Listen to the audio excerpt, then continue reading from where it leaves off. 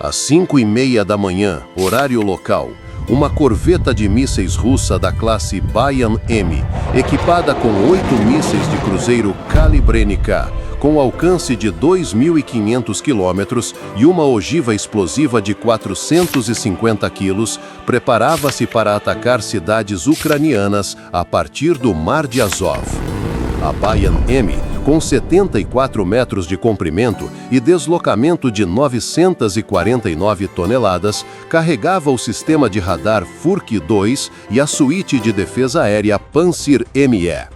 A missão começou em silêncio, mas isso mudaria em um instante. Os marinheiros russos não sabiam que 7 drones ucranianos os perseguiam. Esses drones incluíam 3 unidades de alta velocidade Rebaka, com ogivas de carga moldada de 10 quilos. 2 drones Spear, especializados em interferência de radar com sistemas ECM integrados, e 4 drones Bover, carregando ogivas explosivas de 50 quilos, todos controlados remotamente por links de rádio criptografados. Mas antes de mergulharmos no conteúdo principal de hoje, comente 1 se você apoia a Ucrânia, 2 se apoia a Rússia ou 3 se é neutro. Agora, vamos voltar ao conteúdo do vídeo de hoje. O drone líder Rebaka acelerou a 400 km por hora enquanto armas antiaéreas russas em um posto de controle abriram fogo. Os canhões automáticos Zu-23-2, disparando projéteis de 23 mm a 2.000 disparos por minuto, posicionados no posto costeiro, criaram uma cortina densa de fogo. Os projéteis iluminaram o céu ao amanhecer. Cada projétil de 23 mm podia destruir um drone em um piscar de olhos. E foi aí que os problemas começaram. O atirador do posto não via o drone, mas ouvia o barulho característico de seu motor. Ele disparou na direção do som, ajustando a mira pelo zumbido do motor. O motor elétrico do Rebaka, emitindo apenas 80 decibéis, tornou-se um localizador involuntário no silêncio da manhã.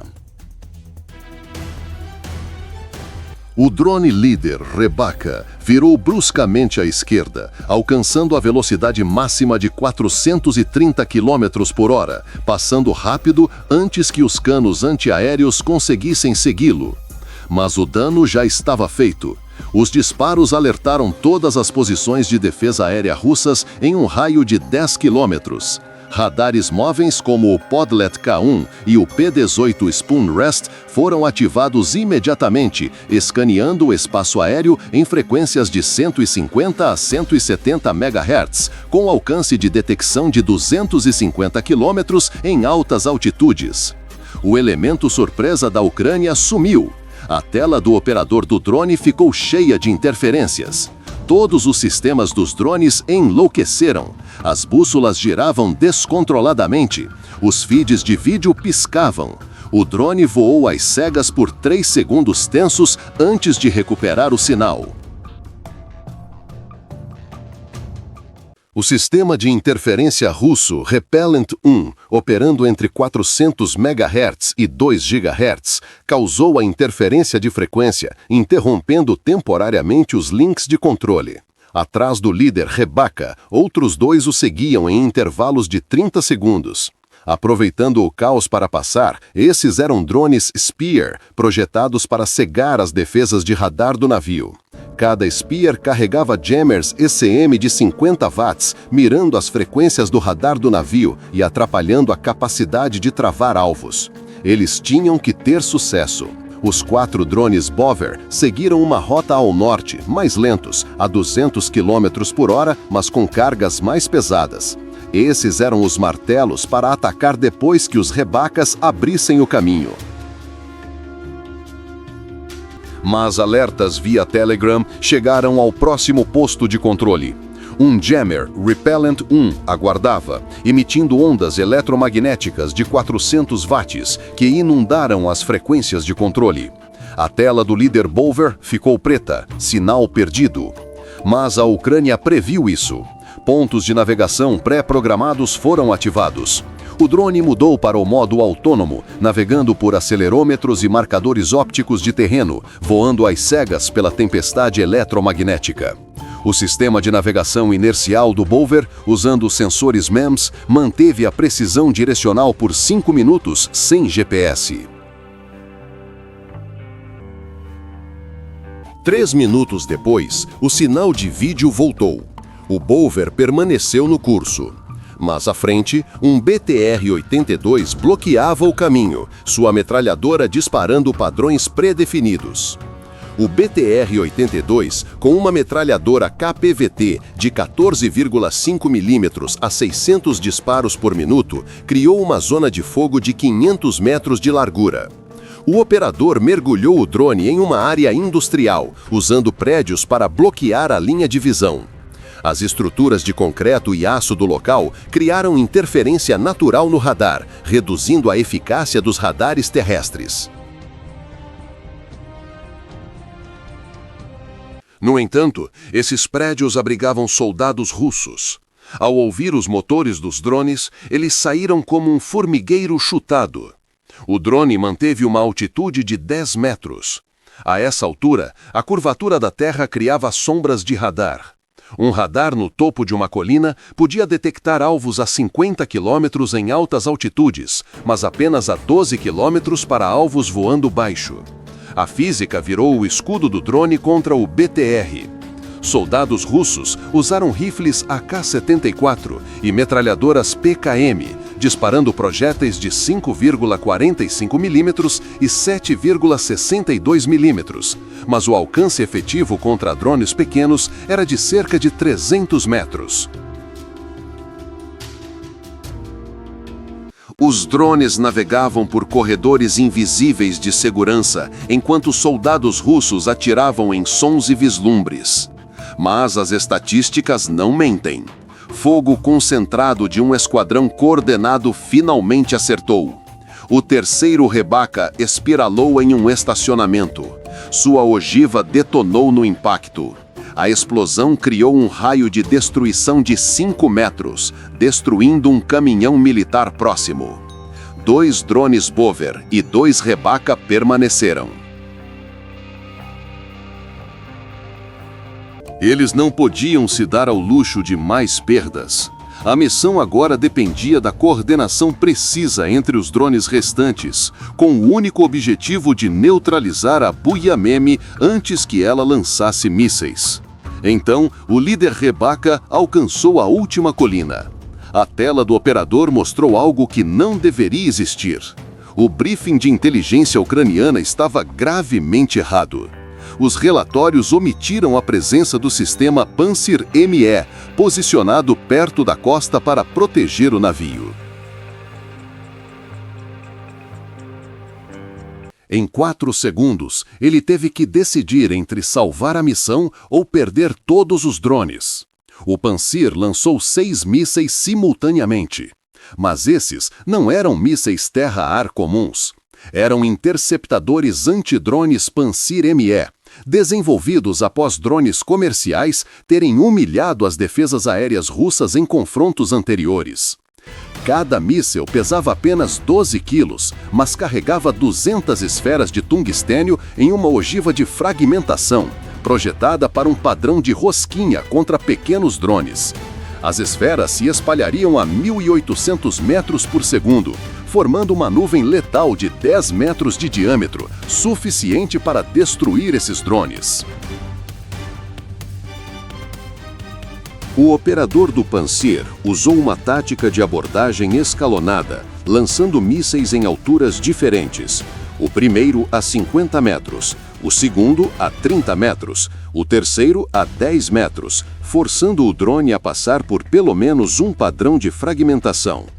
O sistema de controle de fogo calculava pontos de interceptação com base na trajetória atual do drone, criando uma caixa de abate tridimensional. Cada míssil tinha um fusível de proximidade emitindo pulsos de rádio, esperando detectar metal suficiente para disparar a explosão. O sistema usava o radar 1RS-2-1 escaneando a 2.000 revoluções por minuto, permitindo atualizações de posição do alvo a cada 3 centésimos de segundo. Mas o operador do Rebecca estudou os confrontos com o Panzer minuciosamente. Ele sabia que os mísseis tinham uma falha crítica, um atraso de armamento de 1,2 segundos após o lançamento, uma medida de segurança para evitar a detonação da ogiva muito perto do lançador.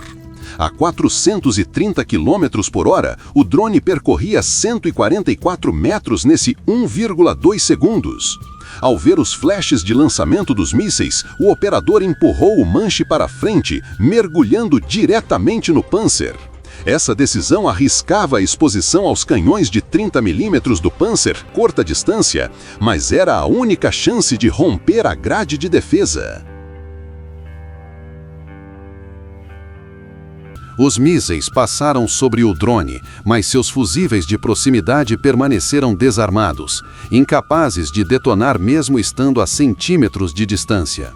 Quando se armaram, o Rebecca já estava abaixo deles, usando o protocolo de segurança do lançador como escudo.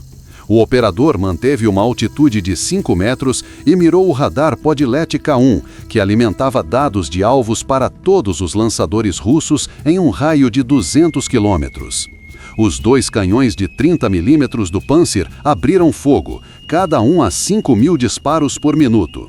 O atirador tentou uma tática de caixa de fogo, criando zonas retangulares de disparo onde o drone poderia aparecer. Mas o sistema de controle de fogo precisava de 1,5 segundos para calcular, meio segundo para os motores servo apontarem e 1,5 segundos para os projéteis viajarem 2 quilômetros. O atraso total era de 3,5 segundos. O operador do drone mudava de direção a cada 2 segundos, garantindo que o atirador sempre resolvesse um problema antigo. Essa tática explorava a manobrabilidade do drone, com um raio de curva de 10 metros contra os 500 metros do míssil Panzer. O Rebecca passou e colidiu com a antena do radar. A ogiva de carga moldada detonou, criando o efeito Munro. Isso ocorre quando a explosão da ogiva comprime um cone de cobre em um jato supersônico, não derretendo, mas transformando o cobre sólido em uma lança perfurante que atravessa blindagem como papel, a 7.000 metros por segundo. O jato de cobre perfurou a matriz de antenas, unidades de processamento, estação do operador e saiu pela traseira, dispersando-se como poeira de cobre. O segundo Rebecca mirou o radar de alerta precoce P-18 Spoon Rest. O Panzer mudou para a imagem térmica reserva, mas o amanhecer criou uma inversão térmica, uma camada de ar frio presa sob ar quente. Isso causou cintilação térmica e assinaturas de calor falsas à medida que as camadas de ar se misturavam. O sensor térmico FLIR do Panzer, com resolução de 640 por 480, não conseguia distinguir o drone de objetos de fundo, como chaminés industriais. O motor elétrico do drone gerava apenas 10 graus Celsius acima da temperatura ambiente. Contra o mar matinal, que retinha o calor do dia anterior, o drone aparecia como um ponto frio, depois desaparecia sobre a terra mais fria. O algoritmo de processamento do imageador térmico, projetado para rastrear motores a jato de 600 graus Celsius, não conseguia manter o travamento em diferenças de temperatura tão pequenas. O atirador do Panzer disparou em modo de desespero, usando padrões espirais pré-definidos a partir da última posição do drone, expandindo para fora. Essa técnica de mangueira poderia funcionar contra helicópteros incapazes de mudar de direção instantaneamente, mas drones podiam girar 90 graus em meio segundo. A taxa de giro angular do drone atingia 180 graus por segundo, superando o rastreamento do atirador. 5.000 disparos foram feitos, nenhum acertou. O Rebecca atingiu o centro do P-18, eliminando uma área de cobertura de radar de 200 km em um instante. Com ambos os radares primários destruídos, a corveta russa a 4 km da costa perdeu sua rede de alerta precoce.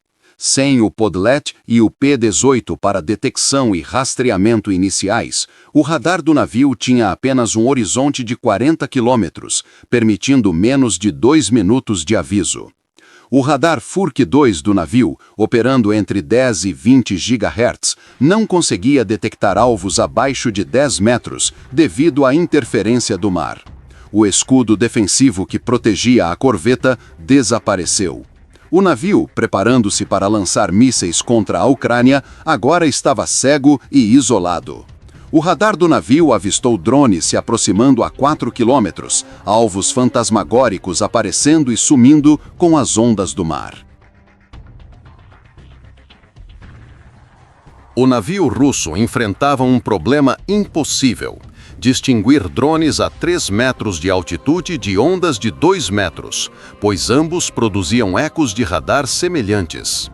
O efeito Doppler, que normalmente separa alvos em movimento de estáticos, falhava quando os drones voavam a velocidades variando de 150 a 220 km por hora. Isso coincidia com as velocidades do vento no mar, confundindo os algoritmos de discriminação de alvos. O algoritmo de rejeição de interferência do computador, projetado para filtrar respingos do mar, começou a descartar ameaças reais por engano. A cada 3 varreduras, os drones desapareciam completamente, pois o processador os considerava ecos falsos. Mas isso não impediu as tentativas de ataque. O sistema AK-630M2 Duet começou a girar com um zumbido mecânico. 10.000 disparos por minuto saíam de 2 canhões de 30 milímetros. Cada um tinha um alcance efetivo de 4 quilômetros, usando projéteis de fragmentação com fusíveis de proximidade. O computador de controle de fogo tentava calcular trajetórias via algoritmos de filtro de Kalman. Isso prevê a próxima posição de um alvo em movimento, combinando matematicamente posições anteriores com dados atuais do sensor, como prever o caminho de um carro em zigue-zague pela média do que você vê com o que a física permite. Mas o operador do drone distorcia esses cálculos com entradas aleatórias a cada 2 segundos. O sistema Duet foi projetado para mísseis P-270 Mosquit, armas de 3.000 kg em trajetórias previsíveis. Contra drones de 150 kg manobrando aleatoriamente, era como balançar um martelo contra um beija-flor. O computador precisava de 3,5 segundos para uma solução de tiro. Os drones mudavam de direção a cada 2 segundos. A matemática nunca se alinhava. O Duet, apesar de uma taxa de varredura de radar de 1.200 revoluções por minuto, não conseguia acompanhar as mudanças aleatórias de trajetória dos drones. Sem se intimidar com os erros totais, a corveta lançou o sistema de contramedidas PK-10, disparando nuvens de chaff cortadas na metade do comprimento de onda do radar de mira. Cada tira criava ecos de radar maiores que os drones. Em segundos, centenas de alvos falsos floresceram em todas as telas de radar em um raio de 50 quilômetros. Para mísseis guiados por radar, isso criaria uma confusão impenetrável. Mas para drones guiados por câmeras operados visualmente, isso apenas produzia shows de luz brilhante ao sol da manhã. As câmeras de 1080 pixels dos drones, com campos de visão de 120 graus, permitiam que os operadores mantivessem travas visuais apesar da interferência de radar. Os operadores ignoraram o show de luzes e mantiveram os olhos no navio. Em seguida, as contramedidas eletrônicas TK-25E do navio foram ativadas, emitindo 200 watts entre 20 MHz e 40 GHz. Contra drones controlados por rádio convencionais, isso cortaria os links instantaneamente. Mas os drones ucranianos usavam o espalhamento de salto de frequência, trocando 128 canais por segundo em padrões aleatórios conhecidos apenas pelos operadores. Esse protocolo, LPI, reduzia a probabilidade de interceptação para menos de 0,01%. A interferência atingia saltos individuais, causando quedas de quadros e ruído de pixels, mas nunca bloqueava canais consecutivos suficientes para cortar o link. A qualidade do vídeo caiu de 1080 pixels para 480 pixels, irritante, mas utilizável. Percebendo o ataque iminente, o capitão do navio ordenou manobras de evasão em forma de S na velocidade máxima. A Buyan-M, alcançando 50 km por hora, não conseguia superar drones de 220 km por hora. Mas a física é inegociável. O navio de 949 toneladas precisava de 15 segundos para uma curva de 30 graus. Os drones precisavam de apenas 50 milissegundos.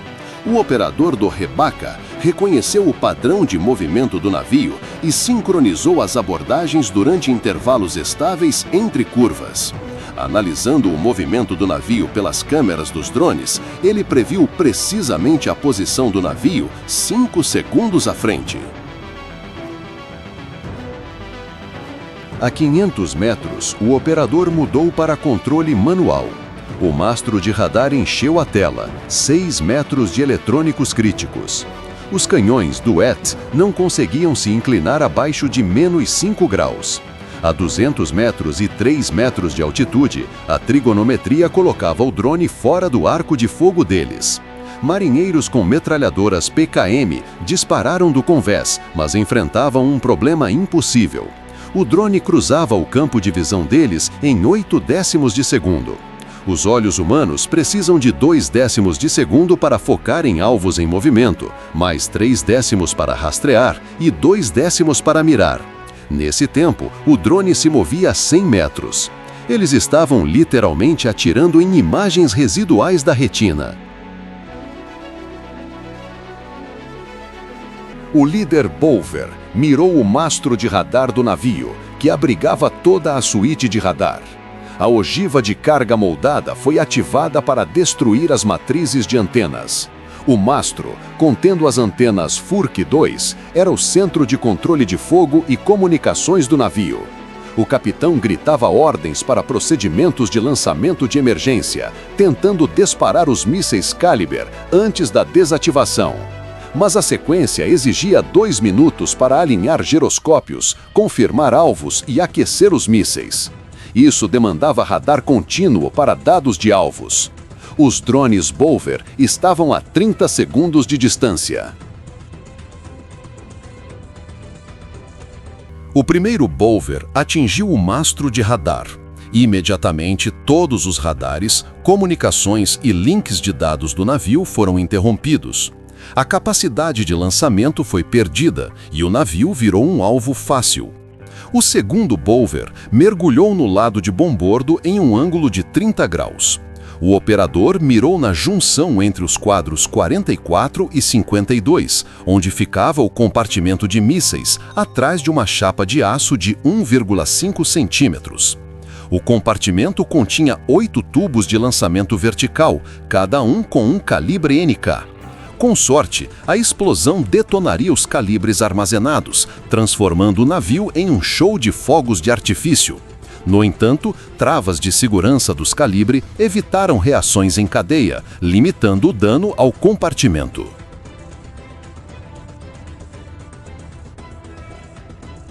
A 100 metros, o operador fez ajustes finais, considerando a deriva do navio de 15 km por hora e uma inclinação de 3 graus devido a curvas bruscas. A ogiva de carga moldada precisava de um impacto de 90 graus para máxima penetração. Um ângulo muito raso ricochetearia, muito íngreme desperdiçaria energia. O operador praticou isso 500 vezes em simulação. Mas a realidade incluía variáveis não modeladas, mãos trêmulas pela adrenalina, água do mar nas lentes da câmera e a consciência de que errar significava mais bombardeios de calibre contra camaradas. Essa pressão psicológica elevou a frequência cardíaca do operador para 140 batimentos por minuto, mas 200 horas de treinamento em simulador mantiveram a precisão. O Bovver atingiu precisamente a antepara frontal do compartimento de mísseis. A ogiva de carga moldada, um cone de cobre cercado por explosivos, criou o efeito Monroe. A explosão se concentrou em um jato de metal fundido a 7.000 metros por segundo. O aço de 1,5 centímetros era como papel. O jato penetrou, espalhando cobre fundido sobre munições e componentes de mísseis. O segundo Bovver atingiu o equipamento de processamento de mísseis ligado aos tubos de lançamento vertical. A explosão destruiu os controles de fogo do VLAC, paralisando completamente as capacidades ofensivas do navio. Bombas hidráulicas, linhas de combustível e sistemas elétricos transformaram os mísseis em sucata. A explosão comprometeu 3 sistemas separados simultaneamente. Fluido hidráulico a 210 kg por centímetro quadrado jorrou sobre painéis elétricos, gerando incêndios instantâneos. Linhas de refrigerante de mísseis romperam, liberando derivados tóxicos de hidrazina. Mais criticamente, as travas de segurança das ogivas foram desengatadas, deixando 8 calibres armados, mas inúteis. Apesar dos danos pesados, a corveta não afundou. Ela voltou mancando ao porto 12 horas depois, com superestrutura enegrecida, casco perfurado e fumaça subindo de incêndios internos. A recuperação levaria pelo menos 18 meses, se a Rússia conseguisse obter peças em meio a sanções. Componentes de radar e eletrônicos, em sua maioria importados da Europa antes da guerra, agora eram quase insubstituíveis. Os 8 calibres destinados a cidades ucranianas permaneceram sem disparar. Operadores ucranianos, em um bunker a 300 quilômetros de distância, haviam aleijado um navio de guerra de 500 milhões de dólares usando peças compradas no Alibaba. Comparando o dano total versus o investimento de ambos os lados, revela disparidades significativas de custo-efetividade. A Rússia investiu cerca de 500 milhões de dólares na corveta Buyan M, incluindo construção, armas e sistemas de radar, mais 8 mísseis Calibra NK a aproximadamente $1 milhão cada, totalizando 508 milhões de dólares. Os danos incluíram a perda da capacidade de combate do navio, com custos estimados de reparo de 200 milhões de dólares e uma linha de tempo de 18 meses, além de uma rede de radar costeira de 10 milhões de dólares, Podlet K1 e P-18.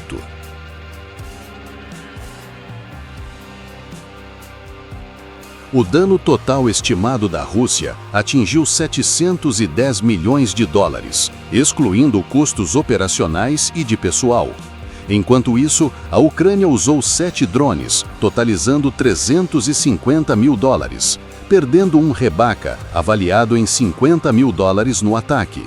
A perda total da Ucrânia foi de cerca de 50 mil dólares, alcançando a neutralização de um navio de guerra e a prevenção de um ataque de mísseis.